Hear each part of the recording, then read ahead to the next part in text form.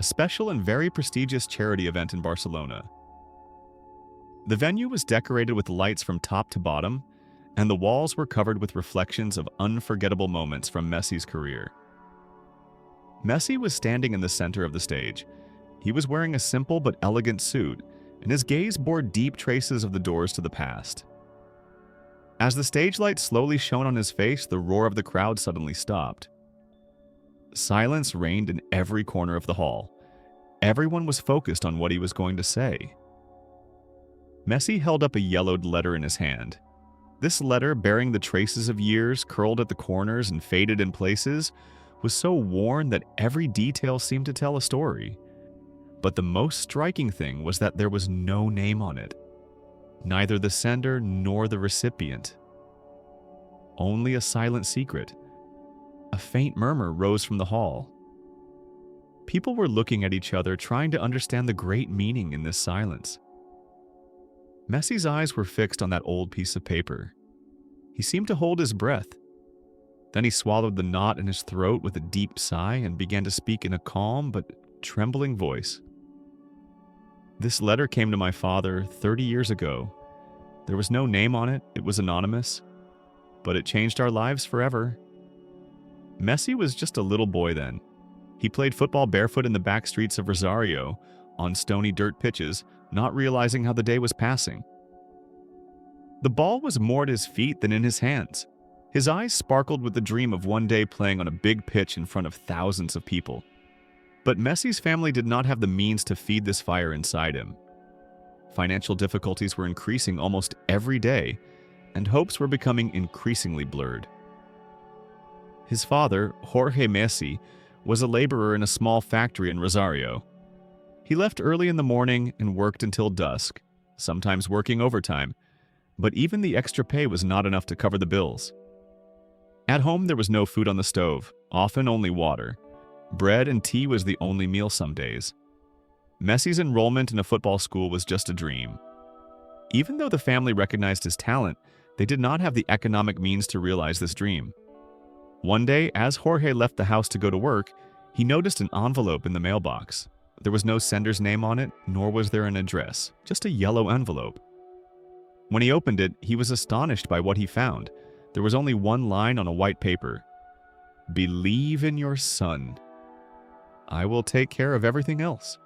Inside the envelope was a carefully folded sum of money. No more, no less. Just enough to cover that month's rent, Messi's school fees, and the entrance fee for the football school. At first, Jorge thought it was a mistake.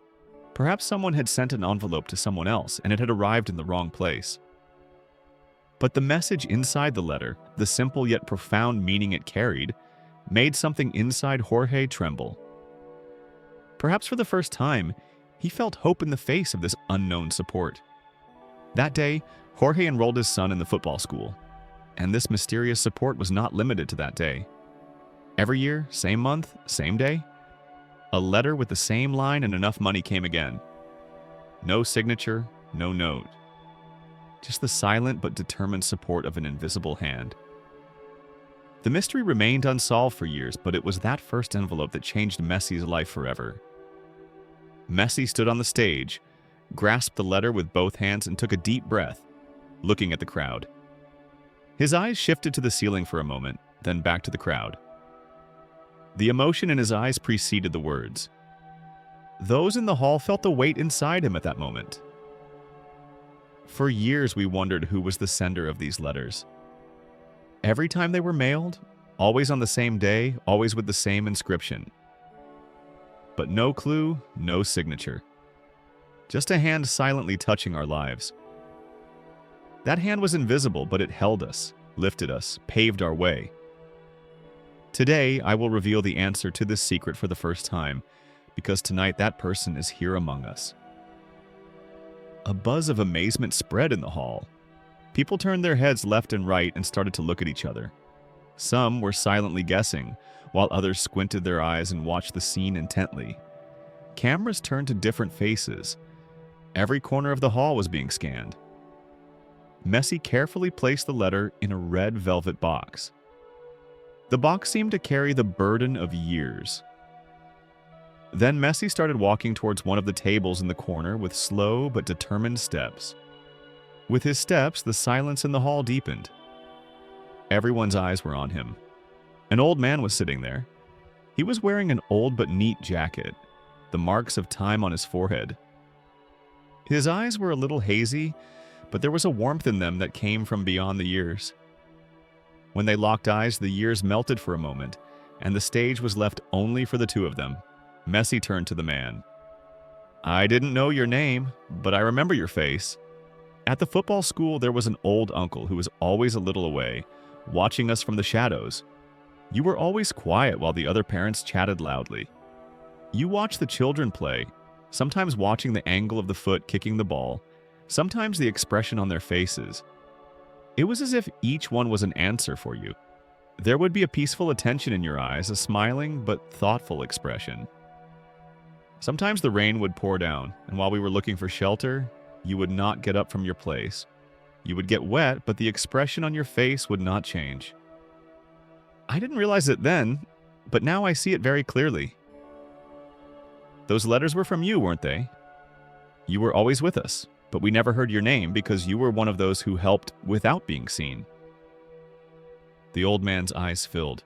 He bowed his head in silence, his lips trembled slightly. He clasped his hands on his knees, but the trembling between his fingers could not be hidden. He made an effort to hide his tears, but it was no longer possible. The tears rolling down her cheeks told of years of silence. I didn't want to cast a shadow on a child's dream. Your smile was my reward. Every step you ran, every time you got up again when you fell, it was like a miracle for me. My identity was never important. What was important was that a child could continue on her way without losing faith. If I could be a small support, a hope, that is enough for me. The rest, let it be lost in silence. I was always happy to be there. There was silence in the hall.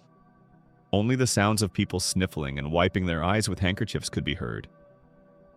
There was such an atmosphere in the crowd that time stood still and everyone felt a deep echo in their hearts. Messi slowly bent down and grasped the old man's hand in both of his. At that moment, not just a physical contact was established, but a bridge that carried years of gratitude and emotion. Messi took the man by the hand and led him to the stage. The man's steps were slow but proud. The only sound echoing in the hall was the sound of these two men taking steps together. The lights were on them. Messi looked into the man's eyes and spoke in a trembling voice. "The world may not know your name, but in my story you were always there.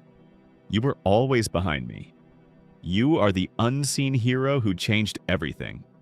Today these lights are lit for you.